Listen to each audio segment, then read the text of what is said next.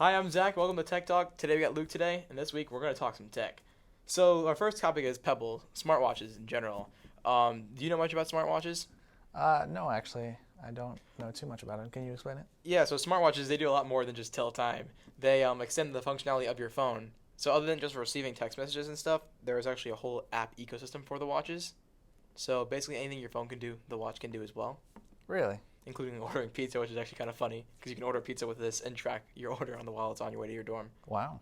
That's kind of nice. Can I pay for it too on my watch? No, you can't do that. That's where you have to take out your phone to do. But actually, unless you have your credit card saved, then yeah, I guess you could. All right. That's a nice feature. And there's also fitness features where you can track calories burned on a run, stuff like that. These watches are actually quite cool. Yeah. I see a lot more people adopting them. Are they touch activated or are they buttons? This watch is buttons. There's also, so this is the Pebble. They have other devices called the Android Wear, which they strictly run Android all the time. And they're basically, they're just like a copy almost on your phone, on your watch. That's impressive. Yeah, I think it's more impressive is that this watch they sold recently over 1 million of them. Now, what would stop me from just strapping my phone to my arm? Who would do that? I mean, if you want to look at It my would just phone, be a bigger like let's no, just think about sideways. that. I mean, I It's wouldn't still be massive. surprised because they People just would make have. they're making everything bigger and better. They got little watches. They're going to be like, well, you know what? Let's just strap the whole phone to my arm. I mean, the whole philosophy of that is that things are getting bigger in the technology world, but they're also getting smaller in the long run too. The fact that you can get, I mean, this is probably more powerful than a PC from the 90s, I'd say, even something like that. It's crazy. And have you heard about the latest Windows 10 news? No. Well, I know it's coming out soon, but Like, speaking of all the technology that runs how we're getting technology to our wrists, Windows 10 was going to bring our devices to, like, all our devices. We clarify that again, the software to all our devices. So, like you know what? Windows is, correct? You use Yeah, Windows, the operating system. I have an okay understanding of what Windows is. Windows, Mac OS, and the Linux. Right. So, but Windows, they're trying to get it so that it runs on more than just your PC. It's going to run on... I know it better than whatever that Big Mac is. I don't know. But so Windows will run on your PC, your phone, and your Xbox, and tablets as well. On my Xbox. On your Xbox. So you can be able to stream your Xbox games to your other Windows 10 devices, including your PC. Just picture that. You can just sit. You can, instead of sitting on your couch in your living room, you can go to your office. That sounds nice. Yeah, procrastinators are very gonna love it. So you can just open up a console game without actually having to go to your console. Now, would I still need a console remote? Yeah, I believe you have to use. Yeah, you can use the Xbox remote, but I believe you will be able to use your keyboard and mouse as well, which is kind of fun. That sounds fantastic. So no more Like exclusivity compatibility. with that. Yes. So, which is kind of nice. That would be really cool. If they made all console games available. Would there It's be all a Xbox difference One in games. Xbox One games? Okay. Would they be rendered the same, like the same so speed? basically- Because the biggest difference between computer games and like Xbox game is that the Xbox wasn't running any other things besides besides Xbox games. They could handle a lot more. They could run better. But however, on the computers, they run nicer. They look better. But and the computer's faster. The PC experience, what they're gonna do is they're gonna try to match the Xbox experience. It's a streaming service. You still have to have your Xbox. The game has to be stored on the Xbox, but the Xbox will send data to your PC so that you can be in a completely other room and be able to play the game on a PC. How far can it travel? It's all in your home network. There's no distance Home network. for it. Okay, so if you're on the same Wi-Fi connection. It's all that matters. Yeah, same. And even Ethernet, it's just like if you're in the IST and your Xbox is here, you can be somewhere else in the IST and be able to play. Yeah. It's kind of fun. I like that. And then so what else with Windows 10 is other than just gaming, it was Microsoft OneDrive is what they call it. So all your documents, everything's synced amongst all your Windows 10 devices. So it's a great way of bringing it all together, which Apple hasn't done Okay, yet. now can I get my Xbox games on my watch? No, not yet. There is actually no Microsoft Watch out yet. I think there are rumors that there will be one. Really? So we'll have to see in the Okay, future well, what that is. there may not be that kind of thing on a watch, but there is in glasses form, right? Yeah, actually, it's a nice transition to the next topic. We have with Microsoft, since we still want to stick with that, their Holo concept, which is basically a combination of the Oculus Rift and Google Glass. Mm-hmm. Do you know what both of those are? I'm familiar with Oculus Rift. Yeah, Oculus Rift, where it's a headset you wear on your head. It covers up all your vision, and you can emulate a virtual reality environment.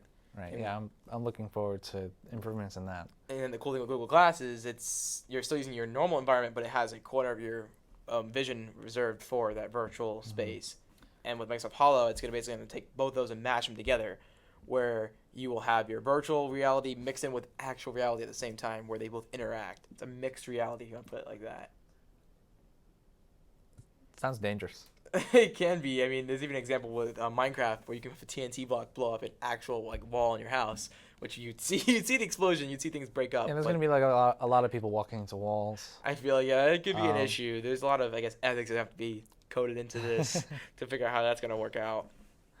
I'd like to see like how cars have that like automatic warning system, you're about to hit something, it'll stop the car. Yeah. It'll give you a little warning, hey, you're about to hit a wall. It'd be kind of funny. Like a proximity detector kind of. Yeah, I mean the headset's got a ton of sensors on them. What do you see through the Google Glass? Through the Google Glass, has a little projector. It's called a Pico projector in the corner of your vision, and so basically you have your normal vision, and the little box is reserved for where you can put everything from notifications like the smartwatches do. You can ask it commands, images, or any request really. It's more like a Siri replacement, basically just on your head. Now, would you want the glasses and the watch, or what would you prefer? I'd like to try them all first. Personally, I've never tried glass. Yeah. I like the watch a lot. I feel like the glass. I mean, at the moment, think the glass would be really cool. It'd be really cool, but the whole thing with people wearing them in public, it's always scares some people. Oh yeah, why is that?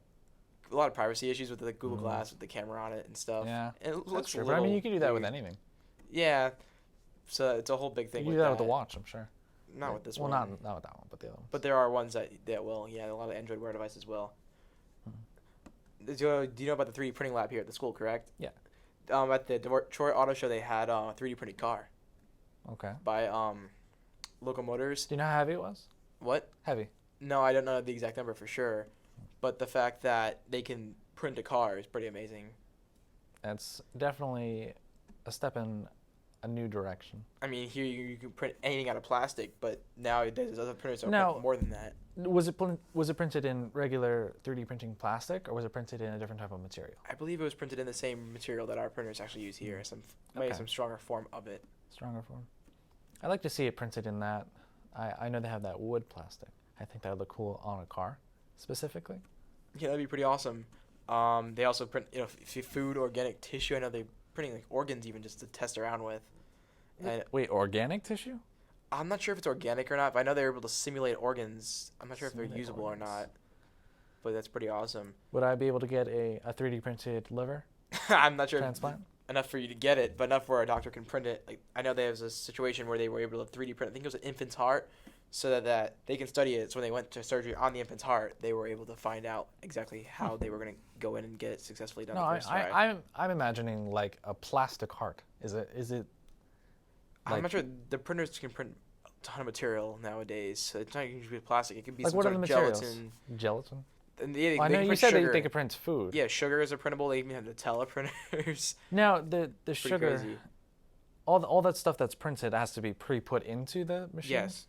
So This is raw material. Any organic material is already put into the machine. Yeah, if it was organic, it wouldn't generate it. It would have to be given to it, and it would mold it, basically. And have you heard about wireless charging? Wireless charging. That's yes. a really big thing coming up now, because people hate charging their phones with their cables. So now you can just... Yes, because it's so hard to do this.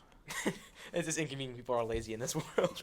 People love it because this Energis Watt Up company, they created a device that will be able to charge your phone with a 30-feet radius. So I feel like that's fantastic. This room actually would qualify. So if you just had one in this room, it could charge up to 12 devices at once. Now, do you think they'll expand past charging cell phones? It actually supports laptops. It supports anything that has intakes power. Just how much power it supplies can vary. So it'd be kind of cool if they can implement this building actually, where you can like just go to class, put your laptop down. Do you think one day they'll have those all over the country? Like just nationwide coverage for charging. I know that was Tesla's idea for sure. Yes, Nikola Tesla. It may come true one day. What was it called? Wormcliff Tower? I think so. Yeah, with the Tesla coil, that's what got so popular. Yeah, his idea was to wirelessly transmit energy across the whole world. It's coming reality now too. It's kind of cool. Any other cool tech stuff that you've seen lately? Gosh. I'm still curious a little bit about the Oculus Rift and the Google Glass. So you're going to touch on those topics again. The cool thing about Oculus is they're actually working with Samsung on their own VR headset with Samsung called the Samsung Gear VR. Where it's supposed to be way more advanced than the Oculus is with more sensors, so they can do more than just your head movement, more with gestures, stuff like that, to let you interact more with that virtual world. Like I can do things in front of me and it'll pick it up? Yes. What about like holograms?